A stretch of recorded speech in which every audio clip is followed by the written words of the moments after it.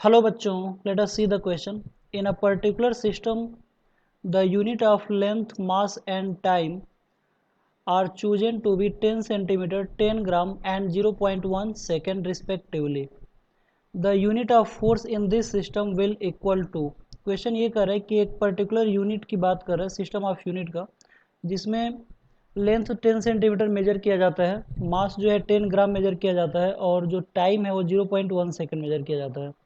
तो कह रहा है कि इस सिस्टम ऑफ यूनिट में फोर्स का यूनिट क्या होगा। तो आप लोग देख सकते हो कि जो चारों ऑप्शन दिया हुआ उसमें न्यूटन दिया हुआ है, यानी कि हमें जो है इस पर्टिकुलर सिस्टम ऑफ यूनिट में एम के सिस्टम के टर्म में हमें कंपेयर करना है, ठीक है, इस सिस्टम ऑफ यूनिट का। तो आइए देखते हैं कि कौन सा हमारा की पॉइंट है जिसके बेस पर हम लोग इस क्वेश्चन को सॉल्व करेंगे। तो की पॉइंट में हम लोग देखेंगे कि जो डायमेंशन होता है, डायमेंशनल फार्मूला, उसके कई सारे एप्लीकेशन होते हैं। जैसे कि एक सिस्टम की यूनिट से दूसरे सिस्टम की यूनिट में हम लोग कन्वर्ट करते हैं, ठीक है ना।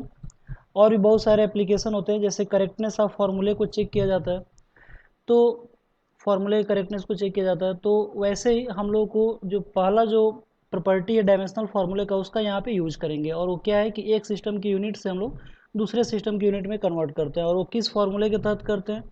तो फार्मूला होता है N1 M1 L1 और T1 के power ABC is equal to N2 M2 L2 और T2 के पावर ABC। इस फॉर्मूले से हम लोग चेंज करते हैं। एम एल टी यहाँ पे मास लेंथ टाइम है, इसका पावर ABC है। N1 और N2 दोनों सिस्टम ऑफ यूनिट में न्यूमेरिकल वैल्यू है, ठीक है। तो आइए देखते हैं तो कैसे हम लोग इस फॉर्मूले को अप्रोच करते हैं। तो सबसे पहले जिस फिजिकल क्वांटिटी का यूनिट को कन्वर्ट करना होता है एक सिस्टम से दूसरे सिस्टम में, उसका हम लोग डायमेंशनल फार्मूला निकालते हैं। तो यहाँ पे बात हो रही है फोर्स की, ठीक है ना। तो सोल्यूशन में सबसे पहले हम लोग फोर्स का डायमेंशनल फार्मूला निकालेंगे। क्या होता है फोर्स का फार्मूला? तो ये होता है मास इंटू एक्सेलरेशन। मास का यहाँ पे डायमेंशनल फार्मूला कैपिटल M होता है और एक्सेलरेशन का होता है LT-2। तो फोर्स का डायमेंशनल फार्मूला हो जाएगा MLT-2। अब इस MLT-2 में M का पावर 1 है, L का पावर 1 है और T का पावर -2 है।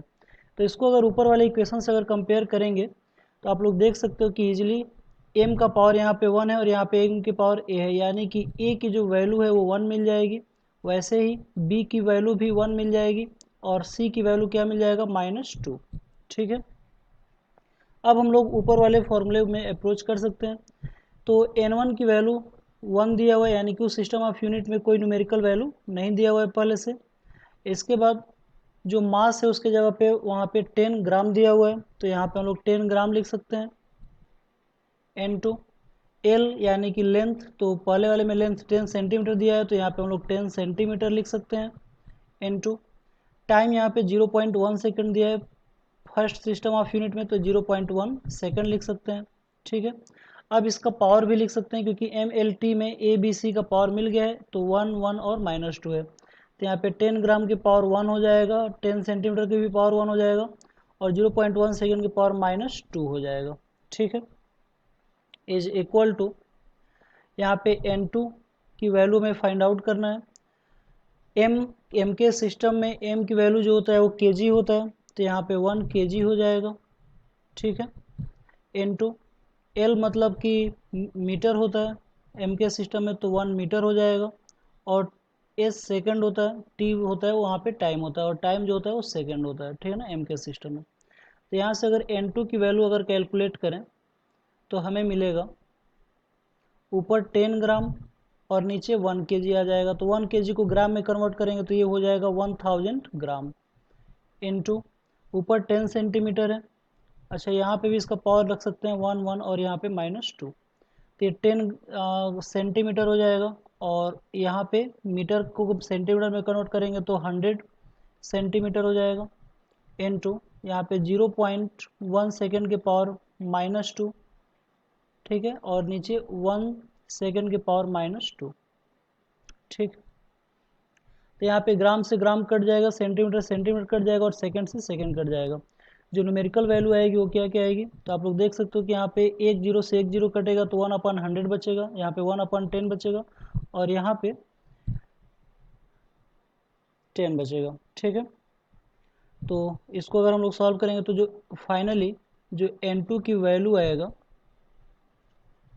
वो आ जाएगा हमें N2 equal to 1/100 into 1/10 into 100। तो 100 से 100 कैंसिल आउट हो जाएगा, ठीक है। और इसका जो यूनिट होगा वो न्यूटन हो जाएगा, क्योंकि एमके सिस्टम में केजी मीटर पर सेकंड स्क्वायर की वैल्यू क्या होता है, न्यूटन होता है, ठीक है ना। तो यहाँ पे हम लोग न्यूटन लिख सकते हैं। तो 100 से 100 कैंसिल आउट हो जाएगा, तो N2 इक्वल टू आ जाएगा 0.1 न्यूटन। तो इस क्वेश्चन का जो सही आंसर होगा वो हो जाएगा 0.1 न्यूटन। तो आइए देखते हैं कि इस क्वेश्चन का कौन सा ऑप्शन सही है। तो आप लोग देख सकते हो कि जो फर्स्ट ऑप्शन है वही हमारा क्या है, सही ऑप्शन है। तो इस क्वेश्चन का जो सही ऑप्शन होगा वो फर्स्ट होगा। तो आई होप आप लोगों को ये क्वेश्चन समझ में आया होगा। Thank you very much, good luck.